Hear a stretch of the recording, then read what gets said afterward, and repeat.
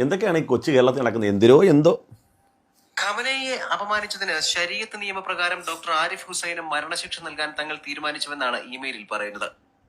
ആടാ, ഏതവനാടാ ഇങ്ങനെയൊക്കെ ഭീഷണി മുഴക്കുന്നത്? സെപ്റ്റി ടാങ്ക് പൊളിച്ചിട്ട് ജയിലിൽ പോകാൻ പോണം നീയൊക്കെ.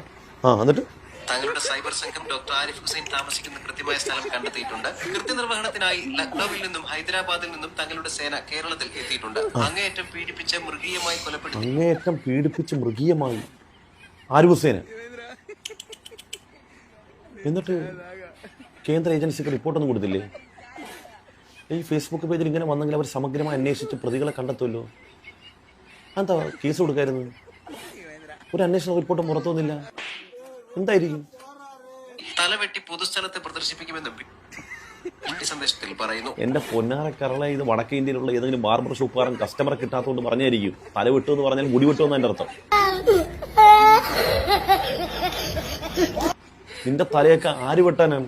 ആർക്കാണ് അതുകൊണ്ട് ഗുണം? പല്ല് തേക്കുന്ന ബ്രഷ് പോലെ ഇട്ട് വെച്ചാൽ പോലും ഗുണപ്പെടത്തില്ല. അങ്ങനത്തെ ഈ തല ആര് വെട്ടാനാ? അങ്ങനെ ആരെങ്കിലും നിന്റെ തല വെട്ടിയല്ല അവരെയൊന്നും ഞാൻ വെച്ചേക്കത്തില്ല. നീ ഇവിടെ ജീവിക്കണം. നിന്നെ ആവശ്യമുള്ളതാ. ഈ ഉമ്മത്തിന് ആവശ്യമുണ്ട് നിന്നെ. അത് ഇവർക്കാർക്കും മനസ്സിലാക്കാത്തതുകൊണ്ടാണ്. നിന്നെ കൊണ്ട് ഒരുപാട് കാര്യങ്ങൾ നമുക്ക് നേടിയെടുക്കാനുണ്ട്.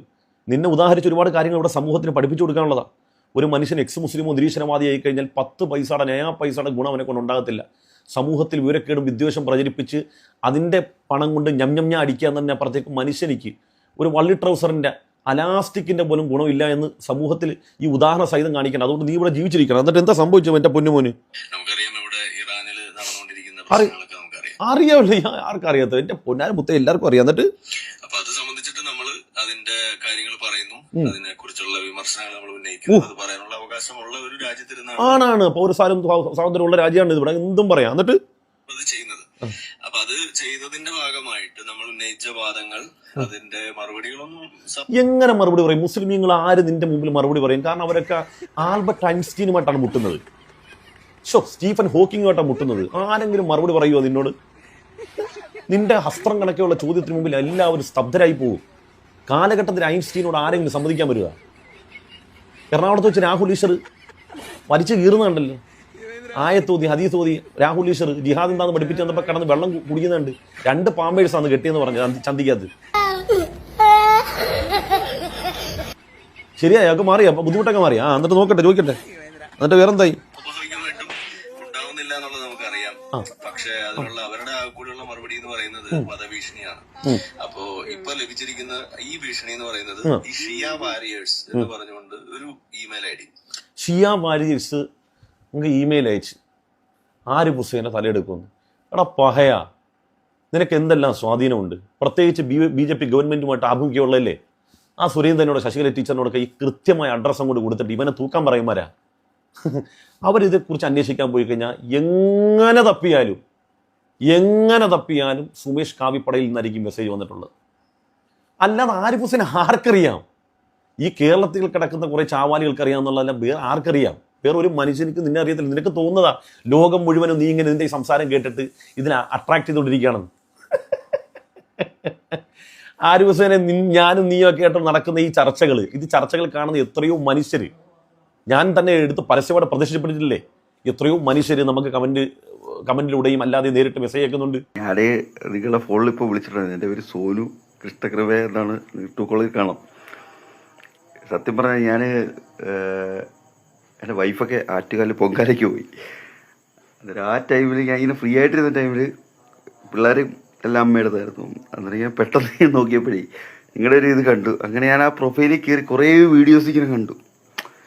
ഞാനൊരു ഹൈന്ദവനാണ്, ഓക്കെ, സംഭവിച്ചു. പക്ഷെ നിങ്ങൾ പറയുന്ന കാര്യങ്ങളെല്ലാം പക്കയാണ് കേട്ടോ. ഉസ്താദിൻ്റെ വീഡിയോ ഇന്നാണ് ഞാൻ ആദ്യമായിട്ട് കാണുന്നത്. ആ വീഡിയോ കണ്ടപ്പോൾ എനിക്ക് ഇഷ്ടമായി കേട്ട്. നിങ്ങൾ പറയുന്ന കാര്യങ്ങളൊക്കെ കറക്റ്റ് ജെന്യുവനായിട്ടുള്ള കാര്യങ്ങളാണ് എല്ലാം. ഇനി ഇങ്ങനെ അടിപൊളി നല്ല വീഡിയോ ഒക്കെ ഇട്. നിങ്ങൾ സൂപ്പറാണ് കേട്ടോ. എനിക്ക് ഭയങ്കര ഇഷ്ടമാണ് നിങ്ങളുടെ വീഡിയോസൊക്കെ.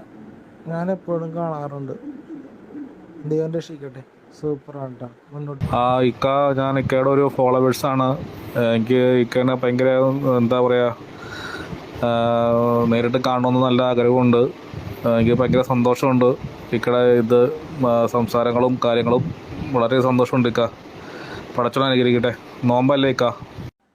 എടാ, വിദ്വേഷങ്ങൾക്കും വിവരക്കേടുകൾക്കും അന്ധമായ വിരോധങ്ങൾക്കൊന്നും മനസാക്ഷിയുള്ള മനുഷ്യന്റെ മുമ്പിൽ ഒരു വിലയുണ്ടാവില്ല. മനുഷ്യർ ഏറ്റവും കൂടുതൽ ആഗ്രഹിക്കുന്നത്, ദാഹിക്കുന്നതെന്ന് പറഞ്ഞ നന്മകൾക്കാണ്. നന്മ പറയുന്നിടത്താണ്. സ്നേഹത്തിന്റെ നീരുറവ എവിടെയുണ്ടോ അതൊരല്പമെങ്കിലും കുടിക്കാമെന്നാണ് ആളുകൾ ആഗ്രഹിക്കുന്നത്. അതുകൊണ്ട് ഇത്തരം വിവരക്കേടുകൾക്ക്, അതായത് വിദ്വേഷവും വിവരക്കേടും തിന്നി ജീവിച്ചവർക്ക് മാത്രമേ ഈ പൈശാചിക വാദങ്ങളോട് താതാമ്യം ആഗ്രഹം ഉണ്ടാവുള്ളൂ. അല്ലാത്തൊരു മനുഷ്യർക്ക് ഇതൊന്നും താല്പര്യം ഉണ്ടാകത്തില്ല. എന്നെ ആരാണ്ട് ഭീഷണി പഠിച്ച് തലയെടുക്കാൻ പോകണമെന്ന് വല്ല ബാർബറും ആയിരിക്കും. മനുഷ്യന്മാരും നിന്റെ തലയെടുക്കാൻ പറ്റത്തില്ല. നിന്നെക്കൊണ്ട് ഇവിടെ ഗുണമുണ്ട്, നിന്നെക്കൊണ്ട് ഗുണമില്ല. മുസ്ലിം ഉമ്മത്തിന് നിന്നെക്കൊണ്ട് ഗുണമുണ്ട്. കാരണം ഞങ്ങൾക്ക് ഉദാഹരിക്കാനുള്ള ഒരു മനുഷ്യനാണ് നീ. 5 കാശിന്റെ ഗുണമില്ലാത്ത മനുഷ്യൻ വന്നിരിക്കുന്ന അവന്റെ മുടിവെട്ടാൻ വന്നത്.